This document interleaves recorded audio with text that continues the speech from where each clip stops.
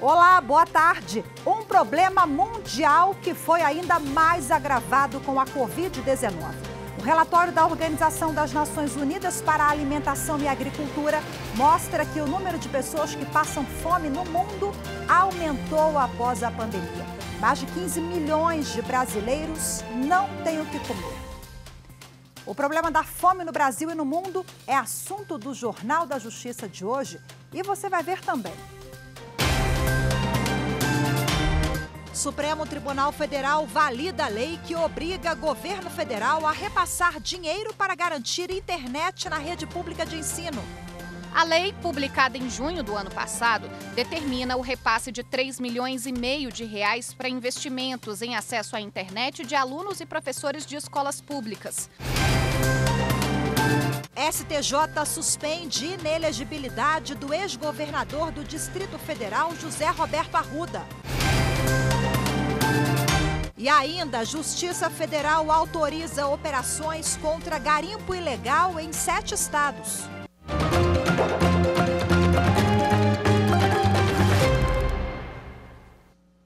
O Supremo Tribunal Federal validou lei que determinou a transferência de recursos da União para garantir internet na rede pública de ensino. Os ministros entenderam que a legislação respeita a Constituição, já que a Carta Magna prevê a educação como direito social.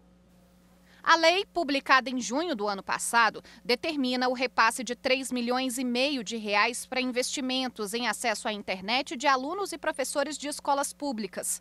Os recursos fazem parte do Fundo de Universalização dos Serviços de Telecomunicações. O presidente da República, Jair Bolsonaro, entrou com ação no Supremo questionando a validade da lei.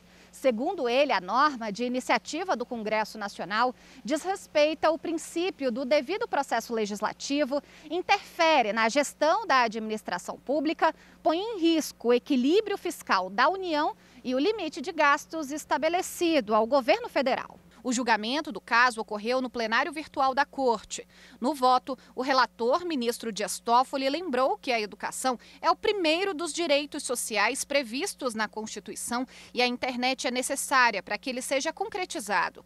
Esse fato, segundo ele, ficou mais evidente com a pandemia da Covid-19, quando o ensino remoto passou a ser adotado como forma de garantir igualdade de condições para o acesso e permanência na escola. Todos os ministros da Corte acompanharam o entendimento do relator.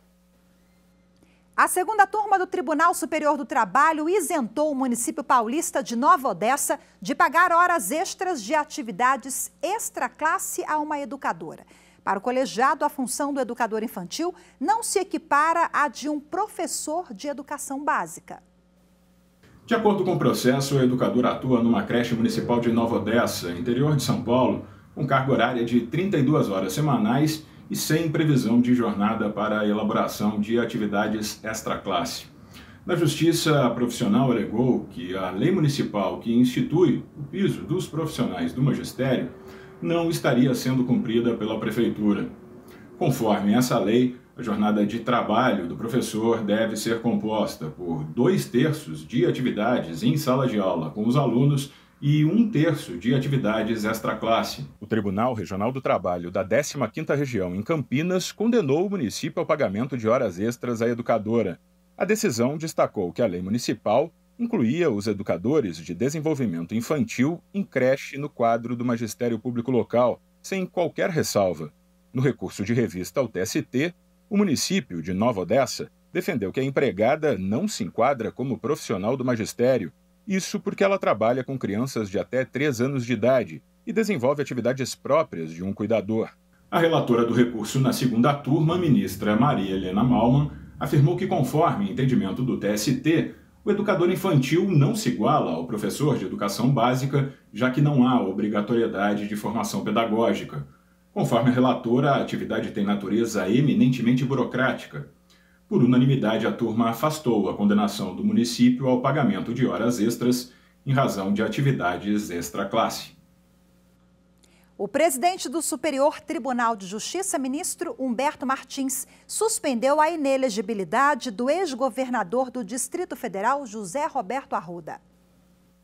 O presidente do STJ, ministro Humberto Martins, deferiu liminares para conceder efeito suspensivo a recursos do ex-governador do Distrito Federal, José Roberto Arruda, contra 2 condenações por improbidade administrativa.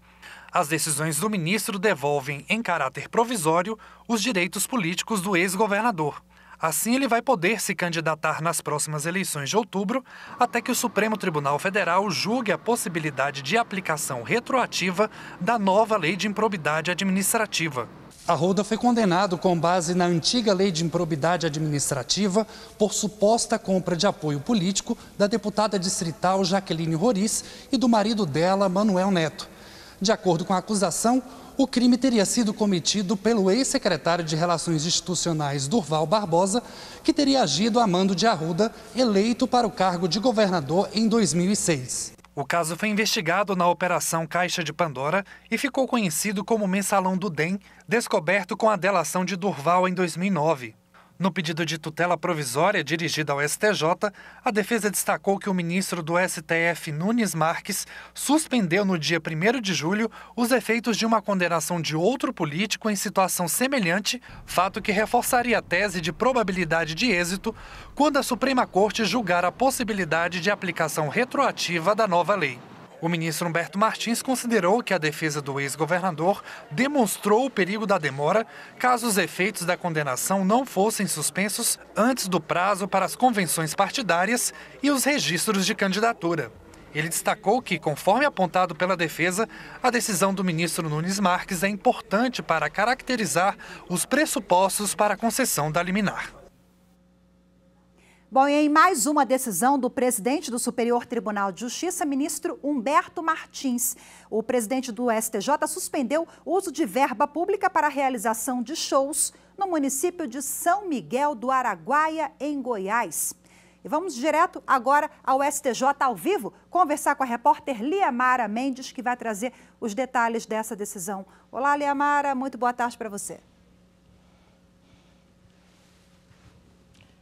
Boa tarde, Rafaela. Boa tarde a todos. O presidente do STJ, ministro Humberto Martins, atendeu a um pedido do Ministério Público de Goiás e suspendeu o uso de R$ 908 mil para a realização de 2 comemorações em São Miguel do Araguaia, a Expo Agro SMA e o Carnaraguaia.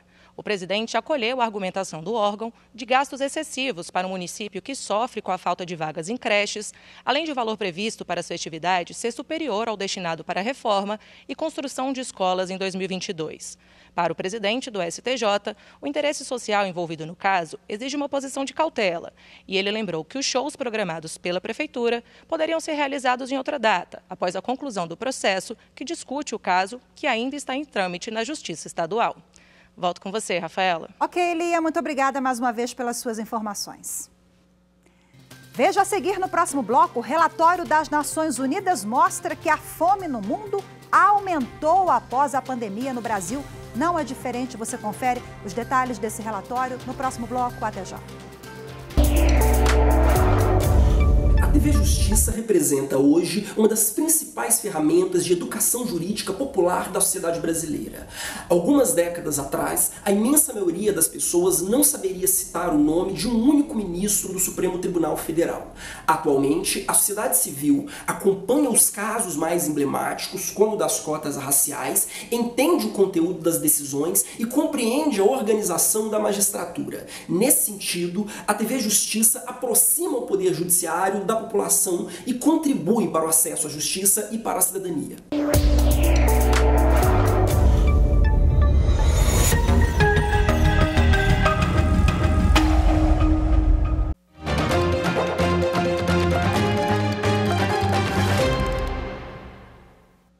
Um relatório da Organização das Nações Unidas para a Alimentação e Agricultura alerta que a pandemia aumentou a fome no Brasil e no mundo.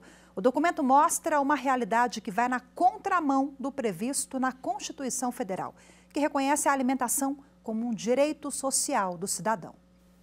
O número de pessoas afetadas pela fome está aumentando. É o que revela o novo relatório O Estado da Segurança Alimentar e Nutrição no Mundo 2022, da FAO, Organização das Nações Unidas para a Alimentação e Agricultura. E a pandemia da Covid-19 tornou a situação ainda mais dramática. O relatório da FAO aponta ainda que no mundo cerca de 828 milhões de pessoas passaram fome em 2021. O número cresceu, em média, 150 milhões desde o início da pandemia. 56,5 milhões vivem na América Latina e Caribe. De acordo com o relatório, as projeções apontam que cerca de 670 milhões de pessoas ainda devem enfrentar a fome até 2030, o que representa 8% da população no mundo. No Brasil, a insegurança alimentar grave, que significa ficar sem comer por 1 ou mais dias, quase quadriplicou de 2014 a 2021. Saltou de 1,9% para 7,3% da população. São 15,4 milhões de pessoas vivendo nessas condições. Em âmbito nacional e internacional, várias leis e programas garantem o direito de todas as pessoas de se alimentar de maneira adequada e digna. No Brasil, a própria Constituição Federal reconhece a alimentação como um direito social. A Constituição brasileira incorporou a questão do direito à alimentação no seu artigo 6º, através da emenda constitucional 64123, como sendo um direito social. E desde então a gente tem essa questão, a importância da alimentação, como direito social para toda a população, principalmente, e é bom a gente lembrar, que essa questão da alimentação, ela é citada também no artigo 227 da Constituição como sendo assegurada esse direito à criança, ao adolescente, ao jovem. Bom, a gente continua agora a falar sobre esse problema da fome no Brasil, ao vivo, de forma remota, com o representante adjunto da FAO, a Organização das Nações Unidas para a Alimentação e Agricultura, Gustavo Chianca. Olá, Gustavo, seja bem-vindo. Boa tarde para você. Olá, Rafaela. Muito obrigado pelo convite e poder falar de um tema tão importante para a humanidade e para o nosso país, que é o tema da fome e da segurança alimentar. Prazer em conversar contigo, Gustavo. Bom, a gente mostrou na reportagem que esse é um direito social, um direito fundamental previsto na Lei Maior do país, que vem sendo violado. Pelo menos 60 milhões de brasileiros sofrem algum tipo de insegurança alimentar. Qual é o mapa da fome no Brasil, a situação que a gente vive hoje após a pandemia? Olha, eu já estou na FAO há algum tempo e nós podemos dizer que a situação da insegurança alimentar no mundo já há mais de 12 anos vinha caindo constantemente em número de pessoas e em porcentagem. E o que nós vimos já em 2015 é uma diminuição desse número. Nós estávamos muito contentes, porque nós seríamos, e eu dizia isso com muito orgulho, que nós seríamos a primeira geração na América Latina e no Caribe a viver uma região sem fome, sem essa sombra da fome. Mas já desde 2015 esse número vem se reduzindo, essa queda, que era uma queda constante. Isso tinham já duas razões. Uma é o clima, então mudando o clima faz com que nós tenhamos a imigração de população rural para outras regiões, ou seja, deixando de produzir alimentos para procurar emprego e comida nas cidades. E outra já eram os conflitos regionalizados. Nós assistimos aí pela TV, muitas migrantes tendo ido para a Europa, tentando andar de barco e em outras coisas, por situação de procurar uma nova vida. E isso caiu. Então, são os 3 Cs, conflito e clima. Terceiro C, piorar, que foi o Covid. E aqui para a nossa região e para o Brasil especificamente, que ainda não temos o impacto das mudanças climáticas, nem o impacto de conflitos generalizados, nós temos aqui um grande problema, que é a renda, que é a desigualdade. E é isso a Covid ampliou o problema da desigualdade e da renda. porque na nossa região nós produzimos alimentos, não existe problema de logística, não existe o problema do acesso físico ao alimento, o que existe é um acesso financeiro a esse. E com a crise advinda do Covid, se diminuiu a renda das famílias e essas famílias passaram a não consumir ou um alimento de qualidade ou deixaram de reduzir a sua compra de alimentos. E aí a gente está falando também da falta de políticas públicas, né, para a gente reverter esse cenário. É claro que é um problema mundial, não se limita ao Brasil, mas esse relatório me chamou a atenção também que hoje as pessoas que passam fome ou sofrem com algum tipo de insegurança alimentar, né, Gustavo, esse grupo não se limita àqueles grupos sociais, aquelas pessoas que estão na pobreza já há muito tempo. Essa pobreza, essa fome chega também aos grandes centros. Exatamente. Nós sofremos um salto de 7 em situação de fome grave. É aquela fome que você identificou da pessoa que declara que pelo menos uma vez no dia, no ano, não por uma questão religiosa ou um regime, ficou sem comer, ficou sem ter o que comer, não é? Essa é a fome grave. Nós subimos de 7,5 a 15,4 milhões de pessoas no Brasil com fome grave, insegurança alimentar grave. E existe a insegurança alimentar moderada, que é aquela que declara que come, mas não come o suficiente para poder se manter ou suprir as suas necessidades calóricas, as necessidades de se alimentar durante o dia. E aí, Gustavo, quais são as sugestões da FAO para a gente poder mudar esse cenário ou tentar se aproximar daquele Brasil de uma década lá atrás, quando a gente vinha conseguindo bons resultados? Olha, eu vou dar um cenário geral para o mundo e específico para o Brasil. Uhum. O mundo é resiliência.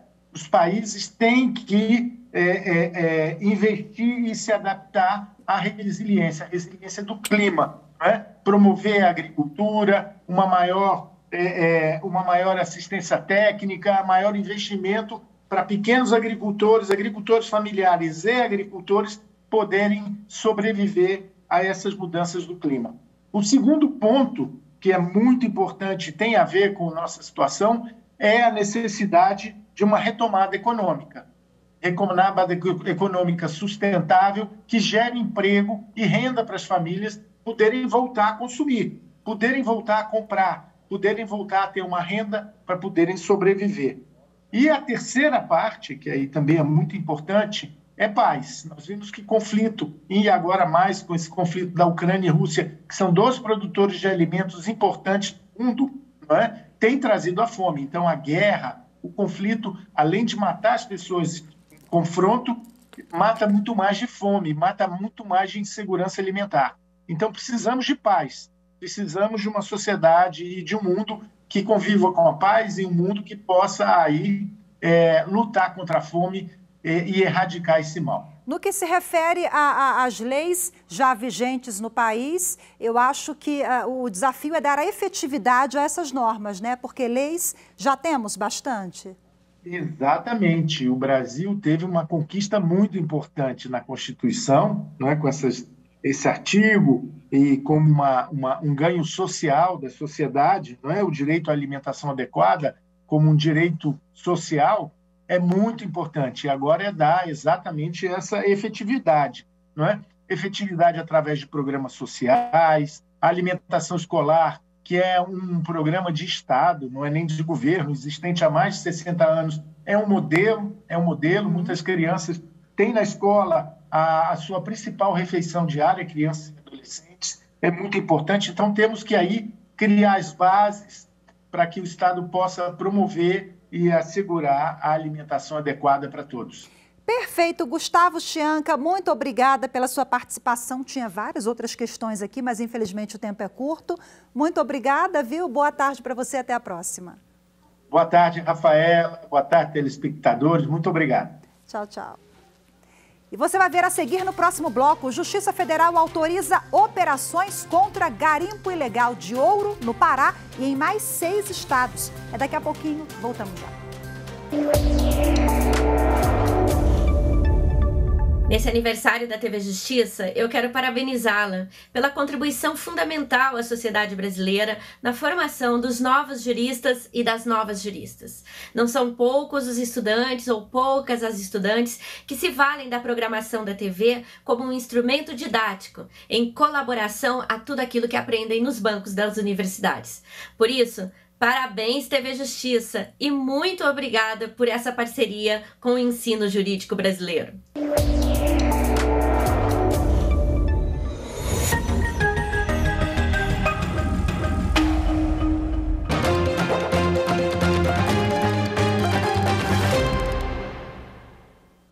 Com a autorização da Justiça, a Polícia Federal deflagrou hoje 3 operações simultâneas para combater os crimes de lavagem de dinheiro, extração e comércio ilegal de ouro e sonegação de impostos. A operação acontece em conjunto com a Controladoria Geral da União. Estão sendo cumpridos 82 mandados de busca e apreensão e 5 mandados de prisão preventiva nos estados do Acre, Goiás, Pará, Rio de Janeiro, Rio Grande do Sul, Rondônia e Mato Grosso. As investigações começaram em fevereiro de 2021, depois de uma denúncia envolvendo empresas de Porto Velho, Rondônia, ligadas ao ramo da saúde, que estariam lavando dinheiro em licitações fraudulentas. A polícia descobriu que esse dinheiro lavado vinha de garimpo ilegal e investido em empresas criadas por organização criminosa. A movimentação de quantias bilionárias pelo grupo criminoso, com depósitos e saques de grandes valores em dinheiro, chamou a atenção. A quadrilha movimentou mais de 16 bilhões de reais entre 2019 e 2021. A mineradora investigada esquentava o ouro extraído ilegalmente de outros garimpos da região norte do país, com a ajuda de funcionários da Agência Nacional de Mineração no Pará, que emitiam licenças ambientais. O impacto ambiental em apenas um dos garimpos identificados na operação foi estimado em cerca de 300 milhões de reais. Nesse garimpo, a área impactada pelos danos provocados pela extração ilegal de ouro é equivalente a 212 campos de futebol. A Justiça Federal determinou o sequestro e arresto dos bens móveis e imóveis dos investigados, até o limite de 2 bilhões de reais. Os crimes investigados são de usurpação de bem mineral da União, receptação qualificada, falsidade ideológica, redução do pagamento de tributos federais, corrupção ativa e passiva, promoção de organização criminosa, crimes ambientais, dentre outros. O Tribunal de Justiça do Distrito Federal e Territórios determinou que a contagem de licença maternidade de servidora pública distrital seja feita a partir de alta médica da filha dela da UTI. O período de internação deve ser considerado como licença por motivo de doença em pessoa da família. O caso aconteceu aqui em Brasília. Uma servidora pública do Distrito Federal teve complicações no parto. Em consequência disso, o bebê precisou ser internado na UTI por 18 dias. A servidora, então, pediu que a licença maternidade passasse a ser contada a partir da alta da criança, o que foi negado pelo governo do Distrito Federal.